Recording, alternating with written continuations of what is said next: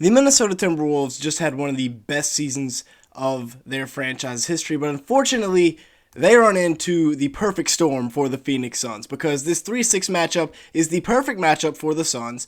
The Suns are 3-0 versus the Timberwolves, with all of their wins being by 10 or more points, and there's never been a game between these two this year that was single digits in the second half. So in today's video, we're going to be looking at some stats on the year from these matchups, the matchups themselves, and then the X factors in these series and why I think the Suns will win in 6. So make sure you stick around for the entire video. Now let's go ahead and get started. Kevin Durant, he's been good this year, but Bradley Beal has been the Timberwolf killer this year. 25 points a game, 4.5 rebounds, and 3.5 assists. Now, yes, it's only been in 2 games, but he's 20 for 30 on his field goal attempts this year at about 67%, 8 for 9 from 3 to be 89%. He's got really, really good shooting splits versus the Timberwolves so far this year. On the year, he's averaging about 18.2 points, 4.5 rebounds, 5 assists, 51% shooting from the field, 43% from 3. And this is the number 1 defense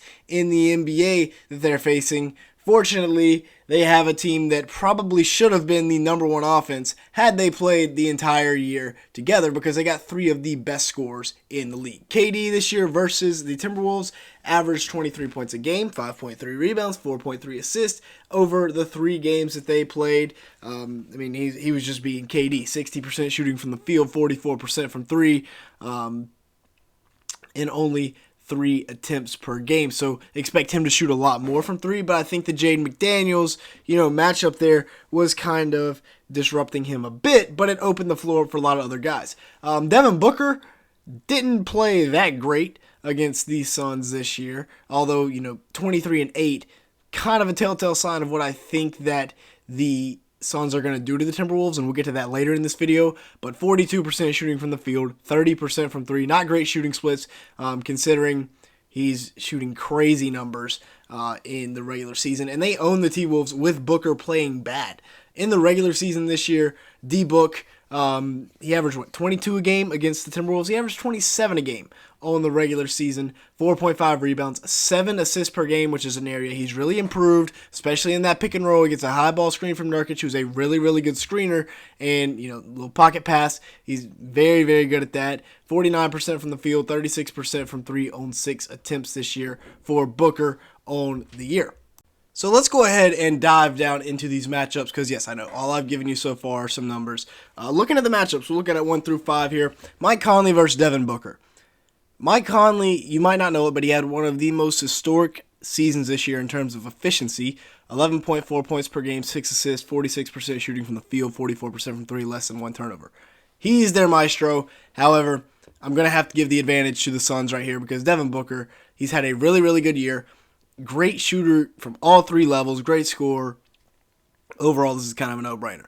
At the 2, got a very intriguing matchup because Anthony Edwards is having a breakout season this year where he's averaging about 26 points per game, 5.4 rebounds, 5.1 assists, 1.3 steals on 46% shooting from the field, 36% from 3. So Beal, yes, he's been good lately. He's been really good against the Timberwolves, but I'm going to have to give the advantage to the T-Wolves here, although this one is closer than the point guard battle because I think Bradley Beal's about to turn it up in the playoffs and show us he's still got a lot left in the tank. Grayson Allen versus Jaden McDaniels. Now, I highly doubt we ever see these two guys actually matched up against one another on the court, but on paper at the 3, this is the matchup. McDaniels averaging about 10.5 points, 3 rebounds. He's been a bit of a liability from beyond the arc, so that's a spot the Suns could exploit the Timberwolves here. And Grayson Allen, in case you guys didn't know, is having one of the best seasons in the NBA this year from beyond the three-point line.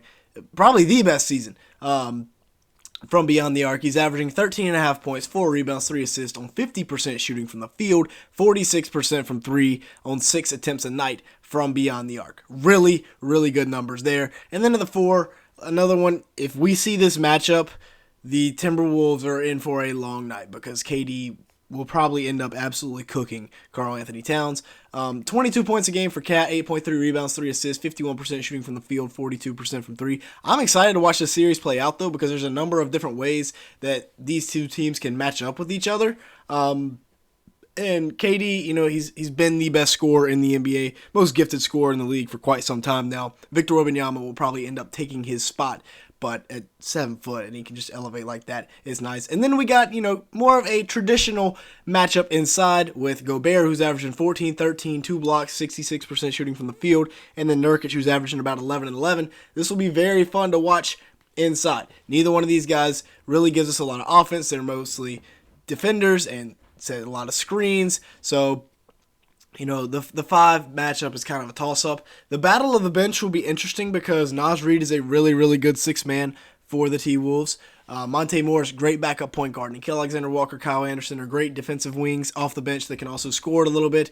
And then for the Suns, you've got, Drew Eubanks. You've got Royce O'Neal, who's been a great addition to this team. Josh Okogie, both of those guys, great perimeter defenders. And then Eric Gordon, who can still shoot it even at his old age.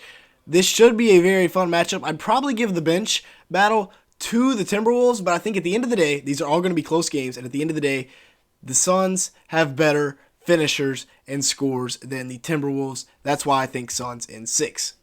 The biggest X factor for this series will be the fact that, well, 1, Kevin Durant is matchup proof, and 2, the Suns play 4 guards, essentially, with Kevin Durant around Yusuf Nurkic. So the whole too big lineup for the Timberwolves, it's probably not going to work out. However way that the Timberwolves decide to do it, if it's Jaden McDaniels on Kevin Durant, if it's Karl Anthony Towns on Kevin Durant, which if they do, my lord, Kevin Durant will average 45 points a game this series. Whoever they decide to put on him, that's going to leave mismatches all over the court, because if you put McDaniels on him, that means Karl Anthony Towns will probably end up having to guard Grayson Allen, which completely takes him out of the game. And even then, the Suns are better at point and at the 2 than the Timberwolves. Yes, Anthony Edwards is a great player, and yes, Mike Conley is a great player, but we're talking about Bradley Beal and Devin Booker here. D-Book, who has really improved on his assists per game this year, who is really good in the pick and roll.